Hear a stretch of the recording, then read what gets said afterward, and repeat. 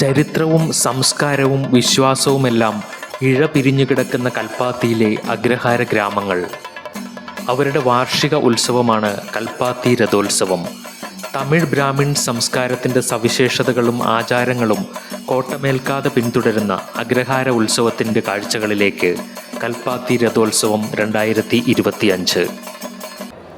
ഭാരതപ്പുഴയുടെ കൈവഴിയായ കൽപ്പാത്തി പുഴയുടെ തീരത്താണ് ദേവരഥ സംഗമം നടക്കുന്ന വിശാലാക്ഷി സമേത വിശ്വനാഥ ക്ഷേത്രം. ഈ ക്ഷേത്രത്തിലെ പ്രധാന പ്രതിഷ്ഠകൾ കാശി വിശ്വനാഥ പ്രഭുവും ഭഗവാന്റെ പത്നിയും സാക്ഷാൽ ആദിപരാശക്തിയുമായ വിശാലാക്ഷി ദേവിയുമാണ്.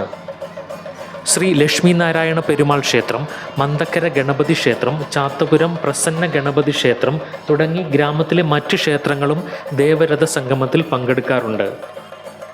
10 ദിവസം നീണ്ടു നിൽക്കുന്ന ഈ രഥോത്സവം നവംബർ മാസത്തിലാണ് നടത്തപ്പെടുന്നത്.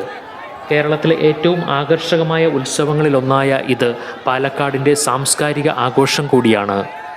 അണിയിച്ചൊരുക്കിയ ദേവരഥങ്ങൾ വൈകുന്നേരം 5 മണിയോടുകൂടി ലക്ഷ്മീനാരായണ പെരുമാൾ ക്ഷേത്രത്തിൽ നിന്നും വാദ്യഘോഷങ്ങളുടെ അകമ്പടിയോടെ പുറപ്പെടുന്നതോടെ രഥസംഗമം ആരംഭിക്കുകയായി. പൂക്കളും വിളക്കുകളും കൊണ്ട് അലങ്കരിച്ച രഥങ്ങൾ അഗ്രഹാര തെരുവുകളിലൂടെ കടന്നു പോകുന്നത് മനോഹരമായ ഒരു കാഴ്ചയാണ്. പ്രധാന ക്ഷേത്രത്തിനു മുന്നിൽ 5 രഥങ്ങളും ഒത്തുചേരുന്നതോടെ ദേവരഥ സംഗമം അവസാനിക്കുകയാണ്. കേരളത്തിൻ്റെ സാംസ്കാരിക പൈതൃകത്തിൽ വ്യത്യസ്തത പുലർത്തുന്ന ഒരു ആഘോഷമാണ് കൽപ്പാത്തി രഥോത്സവം.